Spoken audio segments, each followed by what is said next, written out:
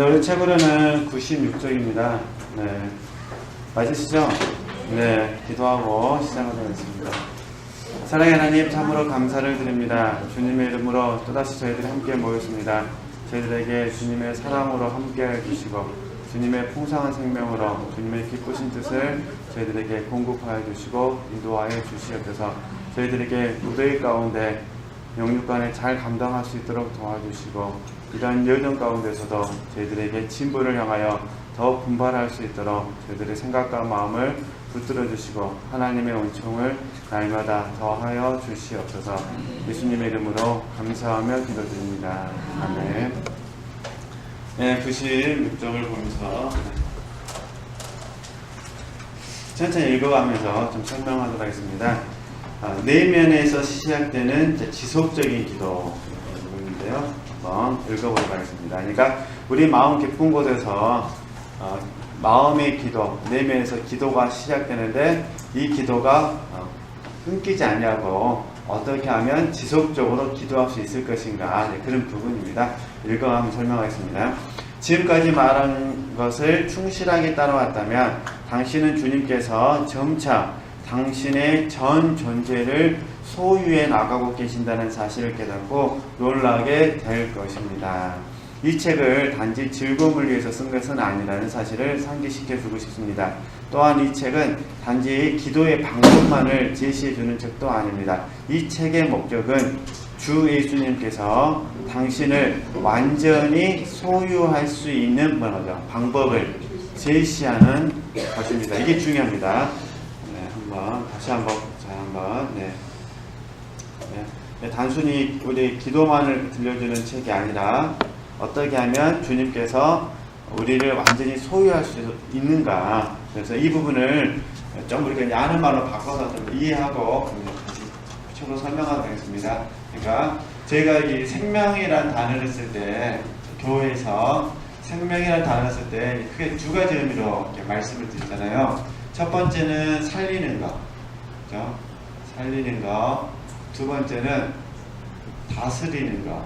또 이제 같은 말로 주관하는 거. 이렇게 이제 이런 단어를 사용하는데 이렇게 이해하시면 됩니다. 성령 하나님께서 영 안에서 역사하시고 그 영이 혼을 다스릴 때 이 혼이 자원하여, 이게 중요합니다. 혼이 자원하여 자유의지가 있으니까 자유의지를 성령께 순종하기로 선택을 하는 겁니다.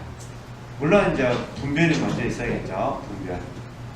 그래서 이제 다시 정리하면은 성령 하나님께서 영 안에서 계시를 통해서 하나님의 어떤 부분을 가르쳐 주셨다면 그 영이 혼에게 그 계시를 전달해 주는 겁니다.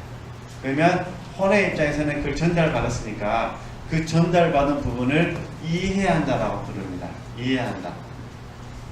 그래서 이해를 했어요. 이해해가지고 자유의지를 통해서 그 성령의 계시에 대해서 순종하기로 내가 선택을 했습니다. 쉽게 해서 마음을 먹었다는 거예요. 이건 수용이라고 합니다. 그러니까 이해하고 수용하는 것이 됩니다. 이게 지금 하나님께서 우리를 전 존재를 소유하기를 원하신다. 그걸 제가 지금 설명드리게 하는 겁니다. 어떻게 소유하시는가? 그러면 이제 그 혼이 우리에게 몸을 쳐서 복종을 시키든 단마음으로 순종하든 어쨌든 순복을 함으로 말미암아 이게 몸을 통해서 이게 진정한 변화가 이제 이루어집니다. 이걸 저희는 이제 실제라고 이제 부르잖아요.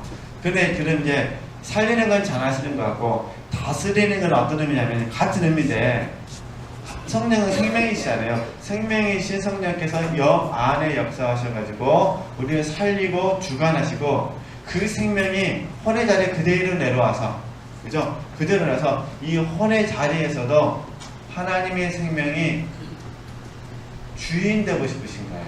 쉽게 말해서 다스리기를 원하신다는 거예요. 그죠? 그러니까 다시 얘기하면 성령께서 영 안에서 영을 다스리고 그 다음에 어떻게 하는 거죠? 성령께서 혼 안에도 계셔가지고 그 혼도 다스리고 그 다음에 이제는 몸 안에 계셔가지고 몸도 다스리고 이걸 재림을 하면 통로라고 부르죠. 통로. 그러니까 성령께서 영 안에서 역사하고 영이 혼을 다스리고 혼이 몸을 다스린다. 결국은 뭐냐면 성령께서 몸을 다스리는 것이 되는 겁니다. 그러니까 영으로서 몸을 다스리면 그 말이잖아요. 근데 우리가 잘 아신 것처럼 성령 하나님께서 직접 몸을 다스리기를 원하지 않으신다는 것입니다. 누굴 통해서 하기를 원하시냐면 혼을 통해서 하기를 원하십니다. 그러니까 성령이 영 안에서 영이 혼을 주관하는 겁니다. 그 혼이 자원해서 어떻게 하는 거죠? 몸을 주관하는 겁니다. 그래서 이런 전체적인 개념을 봤을 때 이게 살리고 다스린 거 이걸 전부 다 우리가 주인이라고 한다면 이걸 주인이니까 우리들의 모든 소유를 저 여러분의 모든 소유를 어떻게 하겠습니까? 다스리기를 원하신다. 근데 왜 이게 몸이라는 게 중요하냐면 몸은 로마서 12장 1절에서 2절 말씀이나 그 다음에 고린도전서 6장 19절에서 20절 말씀이나 아니면 로마서 6장 11절에서 13절 말씀 이런 말씀들을 종합적으로 묵상해 보면 이미 제가 전에 말씀을 드렸는데 몸을 드린다는 것은 헌신을 의미하면서 동시에 헌신인데 나의 모든 것 나의 모든 것을 드린다는 대표가 되는 겁니다. 몸을 드린다는 거지. 이 질문을 하셨죠? 그러니까 몸을 바친다는 것은 나의 모든 것을 하나님께 드리겠다는 예표가 된다는 거예요.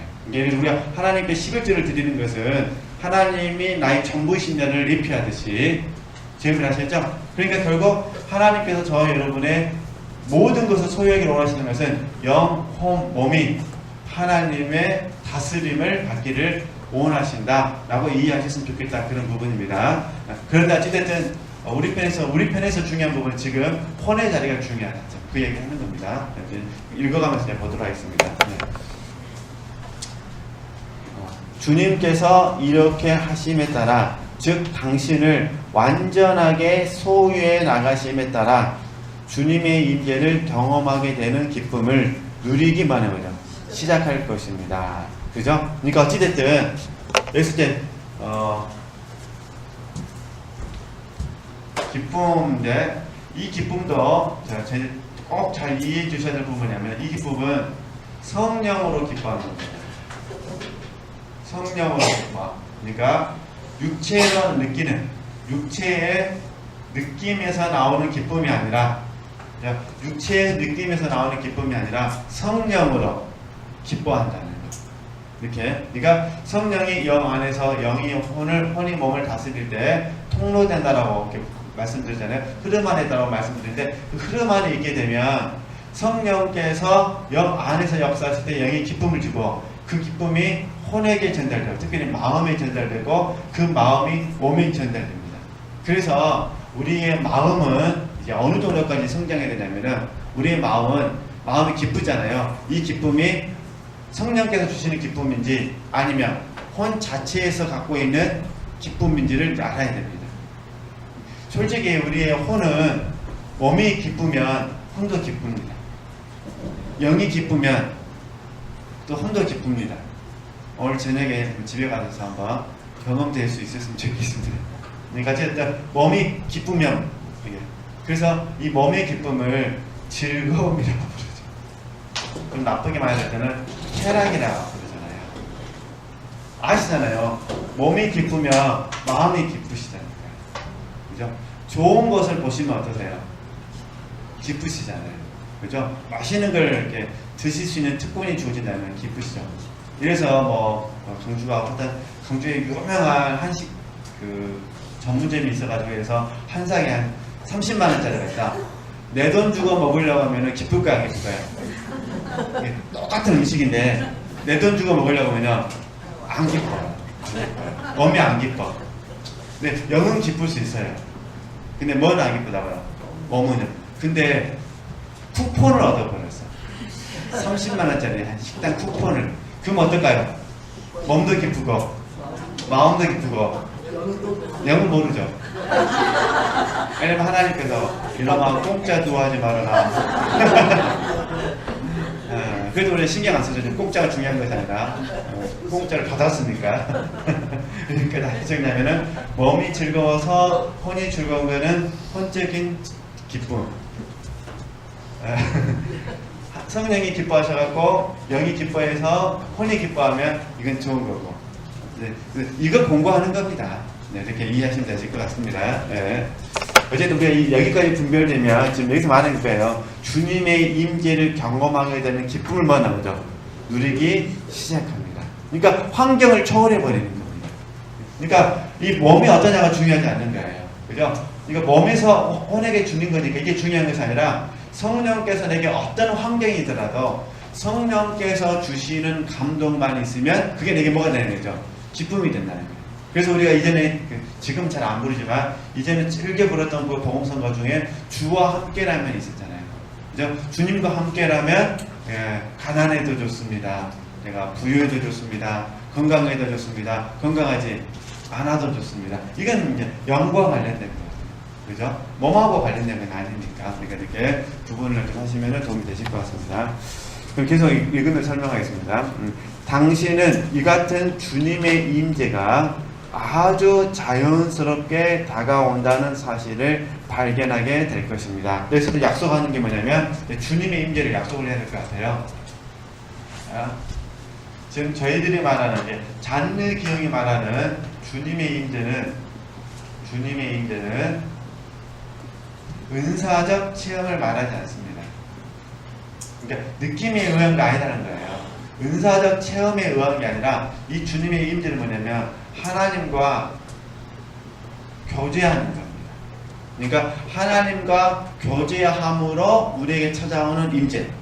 그죠? 그러면 하나님과 교제할 때 그 교제의 내용이 있어야 되잖아요. 그 교제의 내용은 뭘까요? 교제의 내용은 예수 그리스도이십니다. 그죠? 이점 잔디경이 말하는 게 그거예요. 우리의 내면 깊은 곳에 들어가서 주님의 임재니까 누구를 만나는 거죠? 주님을 만나다는 거예요. 그죠? 이 주님에서 나오는 거죠. 주님의 성품과 그 다음에 주님의 사역을 만나게 되는 거죠. 그러면 이제 주님의 성품이라는 개념 속에서는 우리 잘 아시니까 이게 쉽게 이렇게 이해하시면 돼요. 주님께서 기뻐하시는 것, 주님께서 기뻐하지 아니하시는 것, 이걸 모두 배우는 거죠. 모두 배우는 것. 그다음에 주님의 사역은 여기에 이제 주님의 다루심까지 포함되는 겁니다.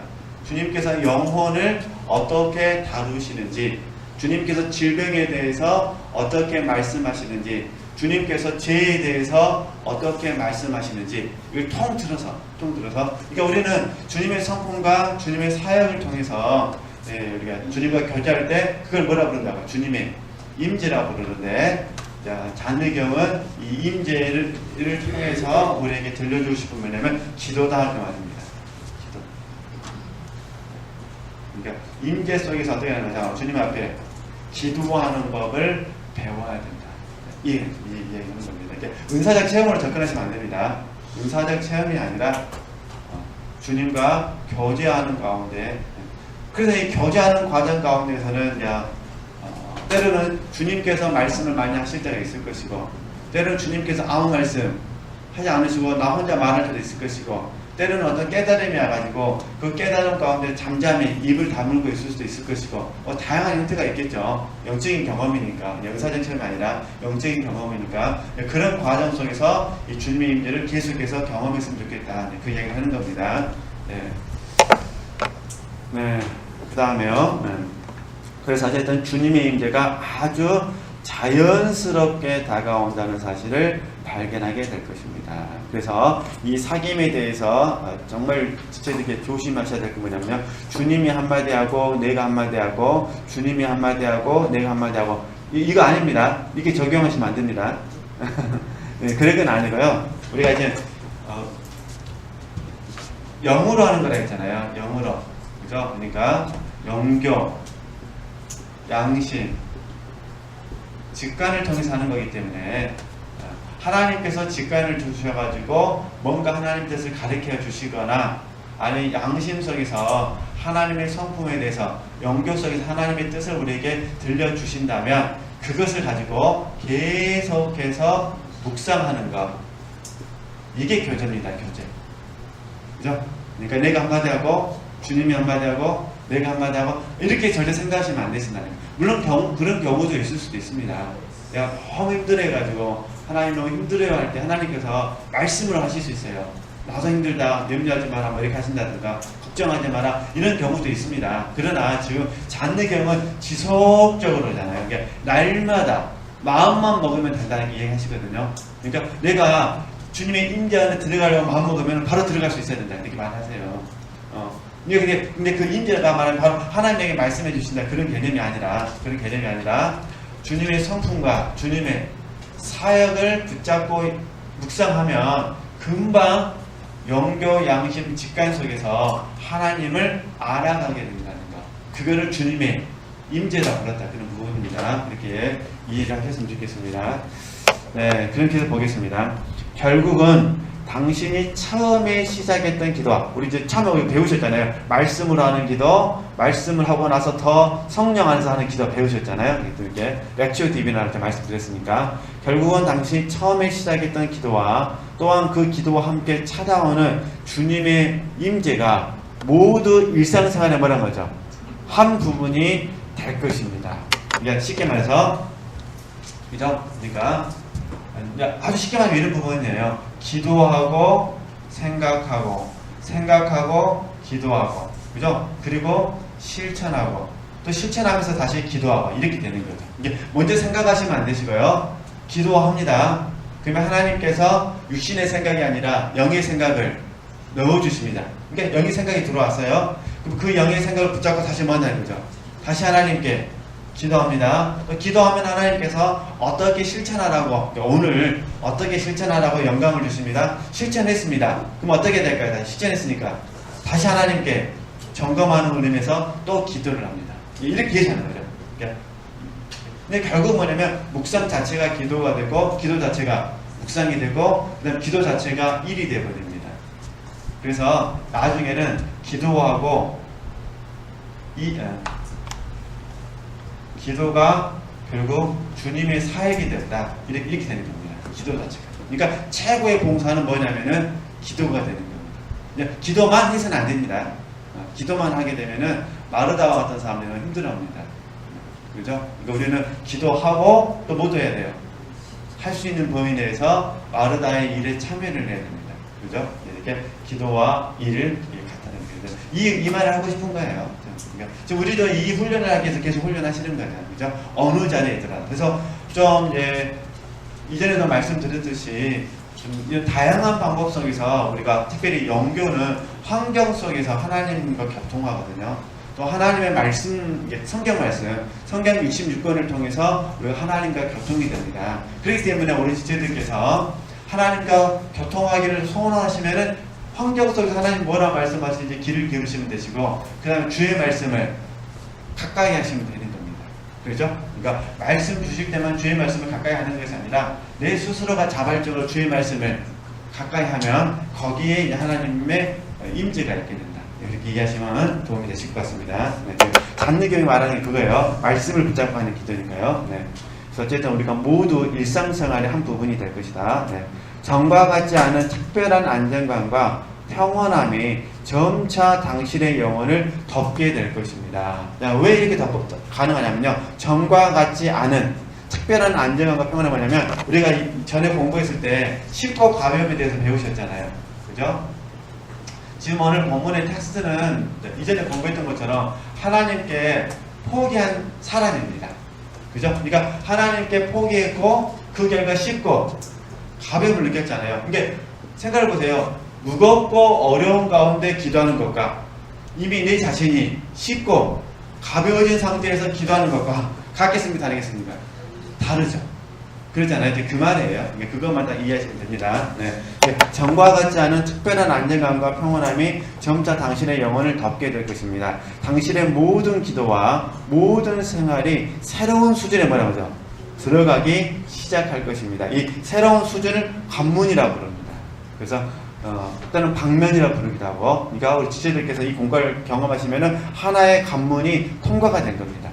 그러니까 하나의 관문이 통과가 됐으니까 새로운 세상이 보이게 되고, 그 새로운 세상에서 하나님께서 새로운 훈련을 시키시는 거죠. 그러겠죠? 예, 보겠습니다. 그럼 이 새로운 수준은 무엇입니까? 그것은 침묵으로 이루어지는 기도입니다. 하나님께서는 이러한 침묵 속에서 당신에게 깊고 내적인 사랑을 부어주십니다. 이러한 사랑이란 당신의 전 존재를 채우며 스며들어가는 체험입니다. 침묵기도. 네. 네, 침묵. 물론 나중에 잔느경이 다 설명하는데요. 우리가 침묵할 때 잔느경이 이제 뭐 다음 주나 될지 다음 주가 될지 모르는데 두 가지 비유를 듭니다. 뭐 어느 걸 될 수도 있고. 그런데 첫 번째는 뭐냐면은 왜 하나님 앞에 침묵하냐? 첫 번째, 이거는 이제 답이 그렇다는 것이 아니라 선택을 해보라 그러는 거예요. 첫 번째, 이건 이제 1번, 2번 중에 선택하시면 됩니다. 1번은 하나님 앞에 할 말이 없어서. 이해되시겠죠? 이게 내가 침묵기도 하고 싶어서 한 것이 아니라 하나님께 할 말이 없어서 침묵하는 거, 이걸 침묵기도로 봐야 될 것인지 아니면 하고 싶은 말은 많은데, 이해되셨죠? 하고 싶은 부분 많은데 하나님의 뜻 앞에 잠잠하는 것이 나올 것 같아서 침묵하는 거. 1번이 더 좋으실 것 같으세요? 2번이 더 좋으실 것 같으세요? 이왕이면 2번이 좋겠죠? 그러잖아요. 목사님, 제가 설교를 끝낼 때 할 말이 없어서 끝내는 것보다 할 말은 너무 많은데 시간이 없어서 끝내는 것과 제가 내려올 때 기분이 어떨까요? 우리 지체들이 그 입장이랑 어떻게 될까? 혹시 다음에 수요예배나 대표기도 하실 때 한번 생각해 보세요. 열심히 대표기도 하는데 해도 할 말이 없네. 그래서 이제 끝냈을 때 성도들이 좋아하는 거예요. 아이고, 짧고 굵게 참 은혜가 됐다고. 근데 나는 괴롭잖아요, 지금 짧고 굵게가 아니라 할 말이 없어서 지금. 그런데 너무 하고 싶은 말은 많은데 시간을 그냥 2분에서 3분 사이에 끝내라고 하니까 이해되시겠죠? 그렇게 끝내는 건 다르잖아요. 그러니까 지금 잔느경이 하고 싶은 말이 그 부분이에요. 그러니까 다시 포기했습니다. 그래서 모든 걸 씻고 가벼워서 하나님 앞에 침묵기도 들어가는데 했는데, 이 침묵이라는 거는 말 그대로 다 잊어버리시고 이것만 기억하시면 돼요. 나의 온대로 마옵시고 하나님의 뜻대로 되기를 원합니다. 이렇게 모아지는 거예요. 또 지금 적용하고 계신 거, 나는 주님만 있으면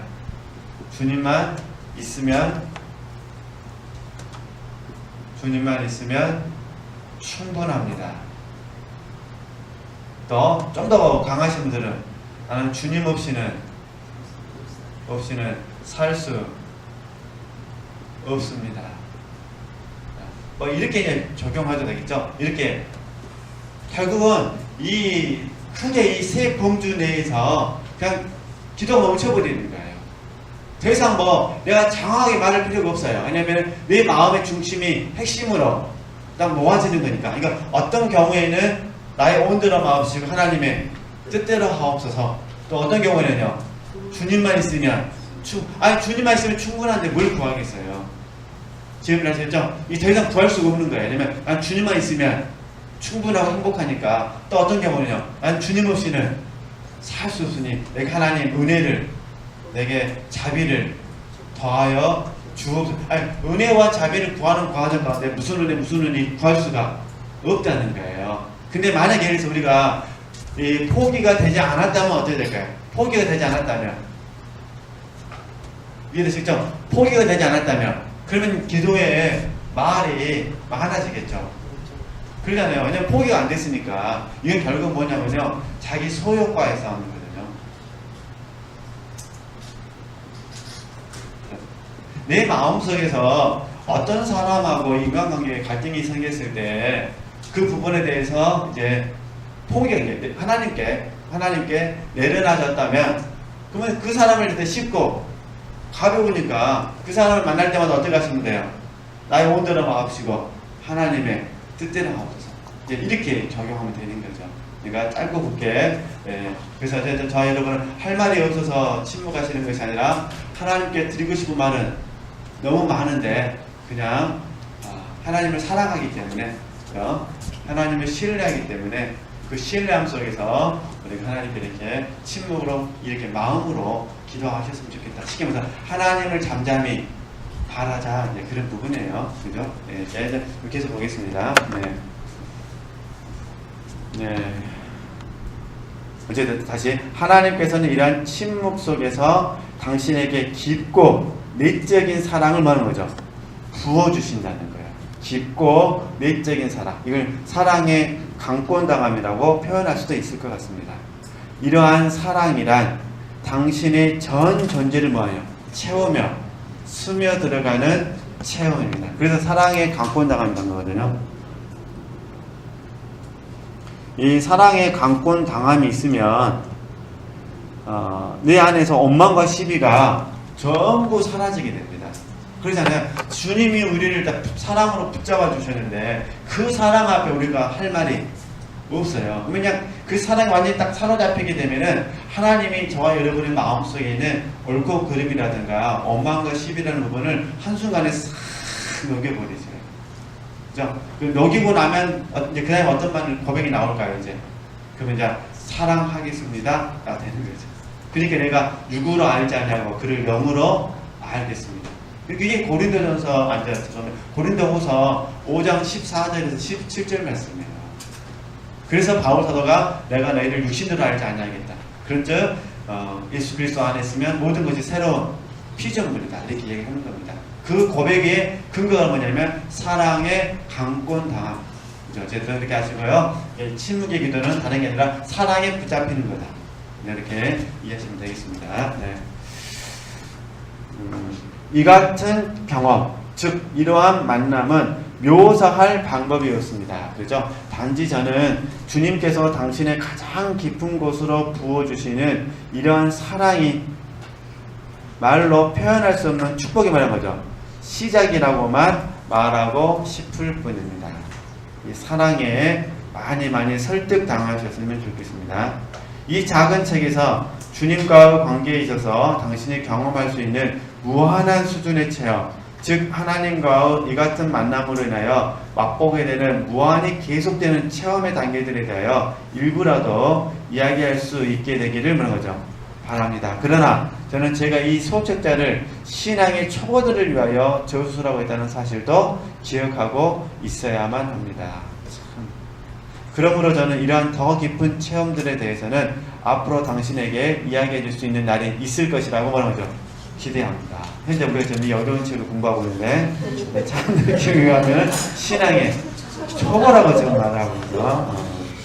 잔느경이 우리 스승이 아니어서 다행입니다. 원망과 시비를 안 하고 겸손히 계속 보도록 하겠습니다. 네, 98조. 네. 자기 노력의 중단. 이 자기 노력의 중단이라는 것은 언어적인 개념을 좀 잘 이해해 주셔야 됩니다. 좀 보겠습니다. 그러나 한 가지를 이야기하고자 합니다. 주님께 나올 때 주님 앞에서 고요한 마음을 갖는 것을 점차적으로 배워나가기 바랍니다. 당신이 할 수 있는 가장 중요한 일들 가운데 한 가지는 자기 자신의 노력을 모두 중단하는 것입니다. 하나님께서는 그러한 방식을 통하여 모든 일을 친히 하실 수 있습니다. 시편 기자는 주님에 대해 이야기하면서 너희는 가만히 있어 내가 하나님됨을 알지어다라고 말합니다. 이 구절은 당신의 생각에 통찰을 제시해 주십니다. 이건 어떤 의미냐면요. 이렇게 이해하시면 돼요. 내가 오늘 하나님을 만나기 위해서 이렇게 하리라라는 그 마음을 내려놔라 그 말입니다. 이게 무슨 말이냐면은 혼의 생명을 내려놔야 된다 그 얘기하는 거예요. 그러면 이게 참 이게 언어적으로 중요한 부분이라 제가 말씀드리면요. 그래서 우리가 다시 그림으로 그리면 이해하시니까 성령이 영이 혼이 몸을 그렸잖아요.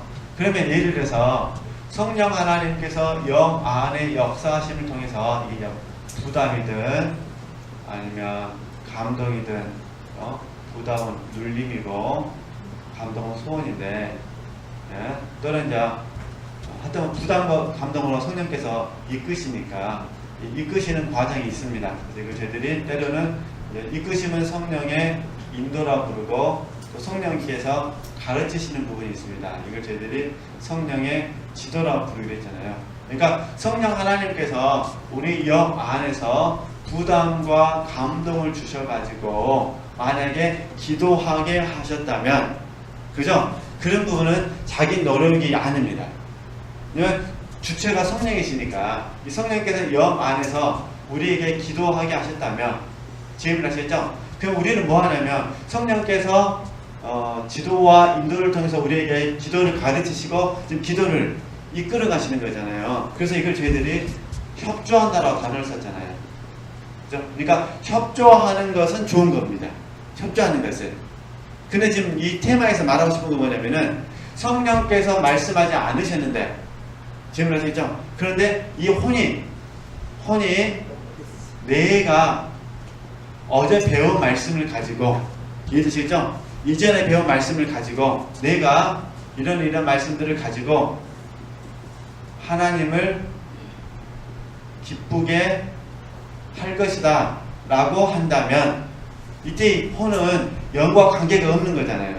그러니까 이때 혼은 독립이 되어버리는 거예요. 그래서 이때 내는 주인 되어버리는 겁니다. 그래서 이걸 저희들이 S사람이라고 부릅니다. 그러니까 S사람이 주인이 되어가지고 하나님의 임재를 만나려고 하는 것, 그것은 안 된다. 그 얘기를 하는 겁니다. 그래서 좀 읽어볼까요? 그러면 인간의 본성은, 보세요. 인간의 본성은 자기 스스로의 노력에 뭐 하는 거죠? 집착하는 것을 너무나도 많이 좋아하기 때문에 자신의 심령 안에서 어떤 일이 일어나고 있다는 사실을 쉽게 믿을 수 없도록 되어 있습니다. 당신의 이성은 스스로 느끼며 이해할 수 없다면 당신의 심령이 무엇인가를 경험하고 있다는 사실을 믿기를 거부합니다. 때로 하나님께서 당신 안에서 일하고 계신다는 사실을 느낄 수 없는 이유는 그러한 하나님의 일하심의 영역이 당신의 생각이 아니라 당신의 심령이기 때문입니다. 때로는 당신 안에서 일어나는 하나님의 일하심이 아주 빠르지만 당신의 마음은 당신이 영적으로 진보하고 있다는 사실을 깨닫지 못하기도 합니다. 그러나 당신 안에서 일하시는 하나님의 역사가 점점 더 많아지면서 당신 자신의 일들을 완전히 흡수하게 됩니다. 그에 대한 예를 들어보겠습니다. 그러면 잠깐 끊고요. 지금 여기서 이제 말하고 싶은 부분은 뭐냐면, 성령 하나님께서 영 안에서 또 놀라운 일을 역사하지만 혼의 입장에서는, 혼의 생각과 마음과 의지의 입장에서는 하나님이 저는 일하지 않으시는 것처럼 느껴질 수 있다, 그런 부분입니다. 그러니까 이제 하나 예를 한번 들어보도록 하겠습니다. 예를 들어서 어떻게 될까요? 어머니와 딸이라고 예를 들까요? 네. 예를 들어서 어머니하고 딸이 함께 의논해서 예를 들어서 아버지 생신날 맛있는 음식을 만들기로 한번 이렇게 계획을 세웠다가 예를 들어보도록 하겠습니다. 근데 이제 이전에는 어머니가 주도권을 가졌는데 이제는 이제 좀 어머니가 나이가 드시니까 이제 딸이 이제 주도권을 가졌어요. 이해되시죠? 이제 딸이 주도권을 가져가지고 아버지 생신을 이제 준비를 하는 겁니다. 딸이 주도권을 가져서. 근데 이 딸이 성격이 좀 낙천적이에요. 예를 들어서 낙천적이어가지고 딸 나름대로 지금 열심히 지금 준비를 다 하고 있어요. 이렇게 다 준비를 하고 있는데 어머니 입장에서 봐서는 지금 하나도 좀 준비하고 있지 않은 것처럼 느껴지는 거예요. 어머니하고는 너무 다르니까. 그러면 어머니 입장에서는 하나도 느껴지지 않는 것처럼 느껴지면 어머니는 어떻게 될까요? 이제 시시겁고 이제 딸한테 이렇게 했냐 물어보는 거예요. 처음에는 딸이 네 걱정하지 마세요. 내가 다 했어. 걱정하지 마. 다 했어. 그런데 또 반나절 지난 다음에 또 물어보는 거예요. 그럼 이제 딸이 성질 할까요? 성질하지 않을까요? 성질 나죠. 내가 다 알아서 할 거라니까. 내 나이가 몇 살인데 지금. 근데 이 어머니 입장에 보기에는 딸이 전혀 아무것도 안 한 것처럼 느껴진다는 거예요. 이유는 간단해요. 내가 원하는 방식이 아니기 때문에. 그러니까 어머니는 지금 딸이 하긴 하는데 누가 원하는 방식대로 하기를 원하는 거죠? 자기가 원하는 방식대로 하기를 원하는 거예요. 근데 딸은 하긴 해요. 근데 어머니가 원하는 방식이 아니라 내가 원하는 방식대로 하고 싶다는 거죠. 그러죠? 그러면 이제 이걸 편의상하게 가게 되면 하나님께서 저와 여러분을 통해서 하나님의 일을 이루실 때, 특히 성령 하나님께서 하나님의 일을 이루실 때 성령께서 성령의 방식대로 하기를 원하실까요? 아니면 우리가 원하는 방식대로 하기를 원하실까요? 성령께서 하기를 원하는 방식대로 원하시죠. 성령께서 하기를 원하시는데 우리 편에서 지금요 그게 마음에 안 들어요. 지금 하나님은 누구 방식대로 해야 돼? 지금 내 방식대로 해야 돼. 그 얘기를 하는 겁니다. 그러니까 이게 결국은 성령께서 하나님 방식대로 하실 때 우리의 혼하고 몸이 그냥 믿으면 되는데, 그래서 제가 아까 혼을 먼저 말씀드렸던 거예요. 혼이 의지를 사용하듯이 믿음을 사용하면 되는데 혼이 못 믿는 거예요. 좀 불안해. 하나님 하시는 것에 대해서 지금 모르니까 불안하는 거죠. 그러니까 결국 되면 혼이 하나님 가만히 계십시오. 내가요. 이번만큼은 내가 좀 알아서 하랍니다. 지금. 이렇게 해서 어떻게 한다는 거죠? 혼이 다시 주도권을 갖고 하려고 하는 거, 그걸 내려놔라, 그런 부분입니다. 똑같아요. 자녀들을 훈육할 때, 예를 들어서 성령 하나님께서 우리 지체들에게 감동을 줘가지고 이번 사건은 그냥 덮어라 라고 감동을 주실 수도 있어요. 근데 내 안에서 혼이 내 생각과 마음가짐에서 믿음이 안 서는 거예요. 하나님 이번 경우에 덮으면 안 되는데요. 제가 보기에는 그러니 하나님 이번만 눈 감아주세요. 이번만큼은 내 아들이니까 어떻게 하겠다는 거죠. 내 딸이니까 이 원유의 문제가 아니라 이번만큼은 좀 나를 잡아야 될 것 같습니다. 내 방식대로 좀 해야 될 것 같습니다. 이번만큼은 하나님께서 살짝 눈 감아주시면 감사하겠습니다. 그래가지고 내 방식대로 어떻게 한다, 그런 부분이에요. 그럼 결과가 이제 어떻게 될까요? 결과가 아니, 우리가 우리 방식대로 하기 때문에 하나님은 막으실까요? 냅둬버리실까요? 냅둬버리죠. 그걸 허용이라고 그러죠. 그럼 한번 해봐라. 그리고 쓴맛을 네가 봐라. 그것에 대해서 내가 너한테 책임지지 않는다. 이렇게 하시는 거지. 근데 우리 그거를 응답으로 받죠. 땡큐, 감사합니다. 하나님께서 응답하신 줄 믿습니다. 실천합니다. 네, 하나님은 응답이 아니라 뭐라는 거죠? 허용하시는 거죠. 그래서 내 방식대로 하게 되고 결과가 터지면 거기에 대한 책임을 누가 져야 되는 거죠? 내가 지는 거죠. 책임. 그래서 우리가요, 이 책임을 지면서 또 성장을 하게 되는 거죠. 조직에 있는 맛을 이렇게 보는구나. 그러니까 다음에 또 하나님께서 감동 주시면은 내가 하나님이 조직을 건들면 안 되잖아요. 내 자리가 잘못했습니다. 하나님의 뜻대로 하겠습니다. 이렇게 나 그런 부분입니다. 근데 솔직히 혼은 아직은 연약해서 그럴 수도 있고 뭐 왕고에서 그럴 수도 있는데 하나님 방식보다는 내 방식을 더 선호한다. 그 얘기를 하고 있는 거예요. 이렇게 좀 더 보겠습니다. 네.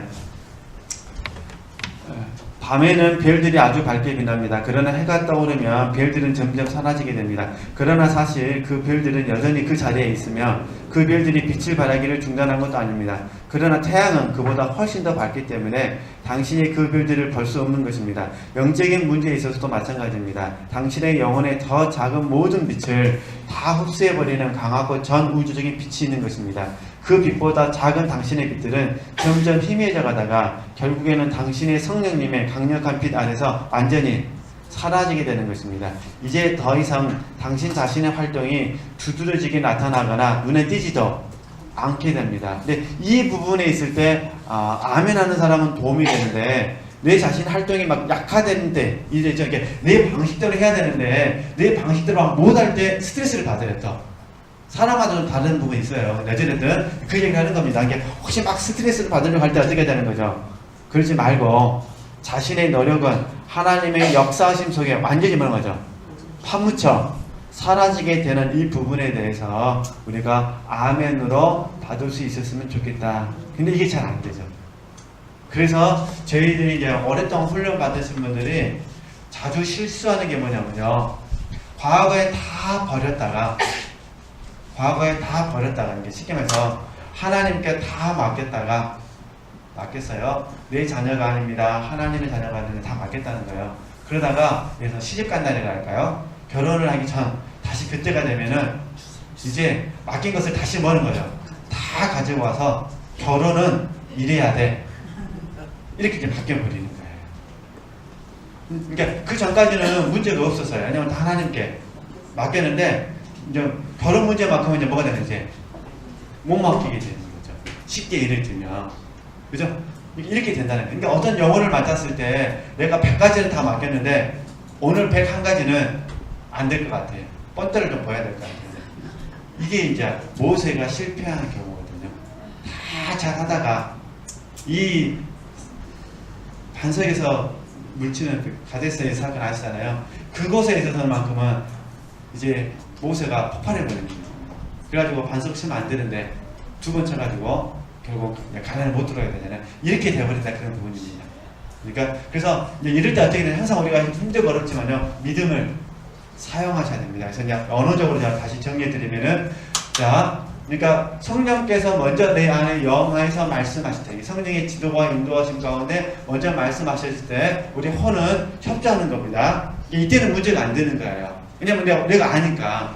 또 혼 자체가 활동을 하고 있잖아요. 근데 이런 문제가 아니라 성령께서 영 안에서 정확하게 역사하고 계신다 하더라도 혼이 그 성령의 일하심에 대해서 우리가 온전히 믿어드리지 못할 때에도 어떻게 하자는 거죠. 내가 뭔가 하려고 하지 말고 하나님께 다시 계속해서 믿음을 사용해서 맡겨드리는 훈련을 해 주셔야 된다. 그 이야기를 하는 겁니다. 근데 저도 이 공과를 경험해 보니까 굉장히 힘든 것 같아요. 내가 뭔가 할 수 있는데 뭔가 하지 않고 하나님의 그 명령 앞에 안 하는 것이 하나님의 뜻으로 받아서 안 하려고 하는 것이 더 힘든 것 같아요. 우리 육체는 그런 것 같아요. 하려면 하고 말라면 말아야 되는데 하는 것도 아니고 말하는 것도, 마냥 스탠바이 하라고 하면은 육체는 힘들어지는 것이 당연한 것 같습니다. 그런데 확실한 거는 뭐냐면 안 하고 잠잠히 기다려줘서 힘을 빼시는 게 훨씬 더 좋은 것 같습니다. 그래서 혹시 한번 도움이 되신다면 지금 장르기형이 말하고 싶은 게 무엇인지 한번 이해되셨으면 좋겠습니다. 그래서 이해되실 줄 믿습니다. 근데 또 나가시면 다 잊어버릴 수도 있으실 거예요. 저도 그러니까. 그럼 어찌됐든 이 공과 다시 한번 다시 정리만 하겠습니다. 성령께서 먼저 말씀하실 때는 우리가 협조하신다는 거. 그러나 내가 하나님이 내게 가장 선한 일을 하고 계신다는 것은 믿지만 지금 내 혼의 입장에서는 아무것도 못한 상태에서 그냥 마냥 잠잠히 하나님을 기다리고 있을 때, 그때 우리의 혼이 뭔가 하려고 하지 말고 계속해서 하나님께 뭐라는 거죠? 믿음을 드리고 하나님께 신뢰를 드리자, 그 말입니다. 근데 그게 결과적으로 보면은 하나님께서 더 우리에게 좋은 일을 하고 계시는 것이다. 그 이야기를 하는 거니까요. 단지 이렇게 하나님께서 우리를 이끌어 가실 때 내가 아무것도 안 한다고 할 때 잠잠히 기다리지만 그때 우리가 온전히 하나님 앞에 내가 아니라 주님입니다. 이렇게 하셨으면 좋겠어요. 그 대신 이런 기도는 괜찮으셔요. 뭐냐면은 나는 할 수 없습니다. 하나님 하시옵소서. 하나님의 뜻을 이루시옵소서. 하나님께서 뜻을 이룰 때까지 제가 잠잠히 이곳에 앉아 기도로 도구하겠습니다. 이렇게 기도하시면 더 우리가 무기력에 빠지지 않으실 것 같아요. 그죠? 그러니까 하나님의 선하심에 무엇인지는 모르지만 하나님의 선하심을 믿습니다. 하나님께서 그 선하신 뜻을 이루어 주실 때까지 내가 이곳에 잠잠히 앉아 하나님 기도로 동역하겠습니다. 이렇게 기도하시면은 이 혼이 다시 스스로 생각했던 무기력하다는 부분에 대해서 다시 이렇게 극복이 되지 않을까, 그런 생각이 듭니다. 우리 자녀를 양육하는 과정 가운데 이 자녀들에게 문제가 생겨가지고 우리 힘들게 할 때가 있습니다. 그때 부모 입장에서는 자괴감이 들 때가 있습니다. 내가 이러려고 저놈을 낳았나부터 시작해서 자괴감이 들어오기도 하고, 또 한편으로는 내가 해줄 수 있는 것이 아무것도 없어서 연민에 빠지기도 합니다. 그러면 안 됩니다. 그러면 맡겼는데 다시 먹고 싶은 거죠. 찾아가지고 내 방식대로 하기 때문에 그러시면 안 되시고요. 좋은 방법은요, 하나님 다시 한번 맡김을 적용하고 그 다음에 하나님께서 선한 일을 하시도록 기도하시고, 더 적극적으로 뭐 하냐면 나를 바꿔야 됩니다. 그죠? 자녀를 품을 수 있는 내가 되도록 막 나를 이렇게 더 성장해야 됩니다. 바뀔 가능성 없는 자녀를 고치려고 고생하지 마시고요. 바뀔 가능성 있는 나를 붙잡고 계속해서 나를 고치시는 게 더 낫습니다. 그 대신 자녀를 포기하는 말 아닙니다. 그렇게 나를 계속해서 바꾸면서 그 다음에 이제 도구 기도했잖아요. 여기 이제 두 번째 적극적인 태도는 하나님을 기도하는 겁니다. 하나님, 어떻게 해야 내가 그를 바르게 사랑할 수 있을까요? 내게 지혜를 주시옵소서. 이렇게 가야 돼요. 그러니까 다시 한번 기도와 도구하시면서 또 사랑하기 위해서 힘쓰시면서 나 자신의 성장을 도모하시면서 그 다음에 세 번째로 하나님께 지혜를 구하셨으면 좋겠습니다. 네, 그런 의미고요. 이렇게 한번 적용해 보시면 또 아시니까 이렇게 하시고 오늘 여기까지만 하시죠. 그 다음에 이제 다음 주에 계속 이어서 설명하도록 하겠습니다. 하나님께 영광 돌리겠습니다.